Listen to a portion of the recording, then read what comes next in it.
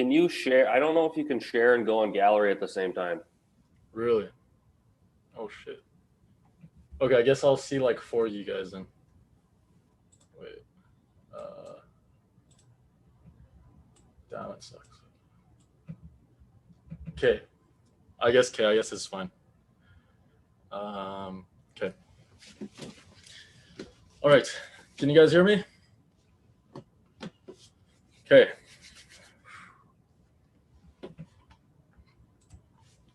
Imagine this. It's the beginning of November, midterms are coming to an end, and reading week is just around the corner.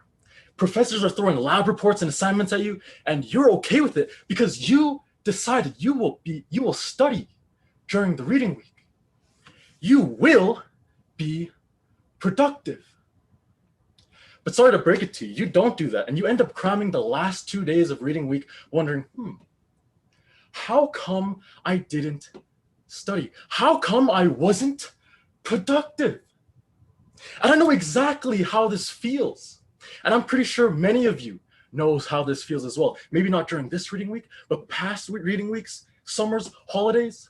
And because of this feeling, I decided to do an experiment on myself for the greater good. And the title of this experiment is The Effects of 100 Hours of Study in 8 days. I wanted to know if I was productive during the break, how much work would I be able to do? My hypothesis was if I put 100 hours of studying or of time into my studying, I would be done everything. In a sense, more time equals more work done equals no stress. It was genius. So I conducted a qualitative analysis on myself.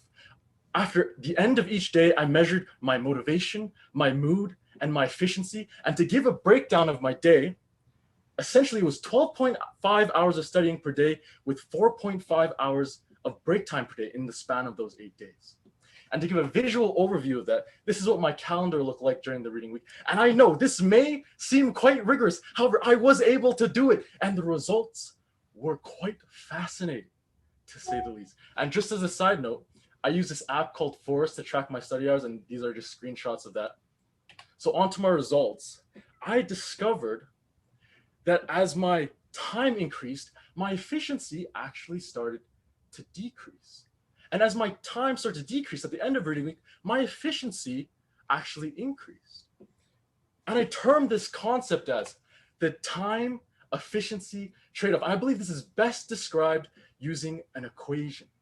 And this equation is efficiency is equal to stress over time.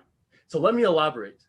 As my time increased, my stress levels were basically non-existent. My efficiency was garbage.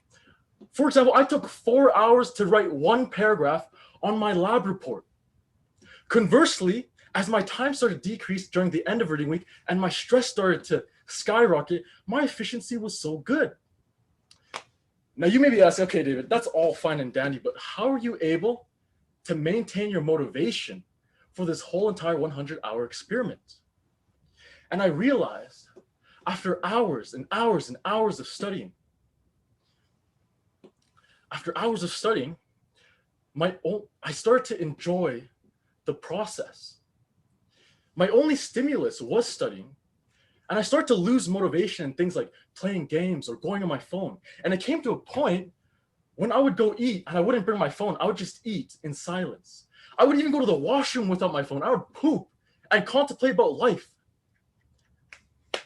And I started to do more research on this because I thought I was going crazy. I thought I was turning into a robot.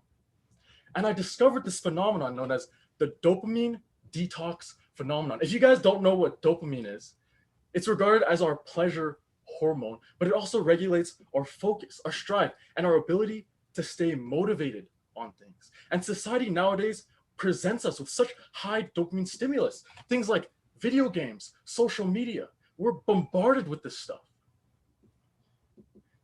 And as a result, our body starts to gain a tolerance towards it. And therefore, things that give us low dopamine, things like studying, things like reading, we don't have the motivation to continue. And because I was doing these 12, 14, 16-hour study sessions, I was priming my brain to find joy in these low dopamine activities. So in conclusion,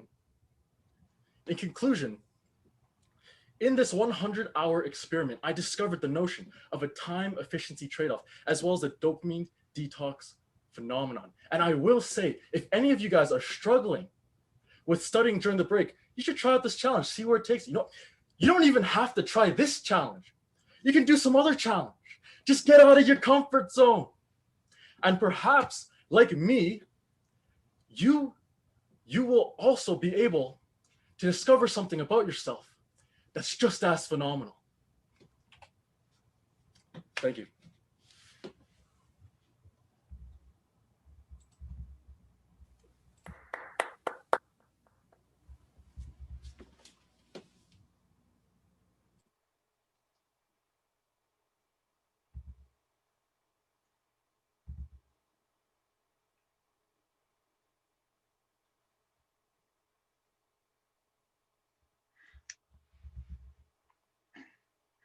Thank you, David. In the quote book from Kin 444, we will now add, I would poop and contemplate about life.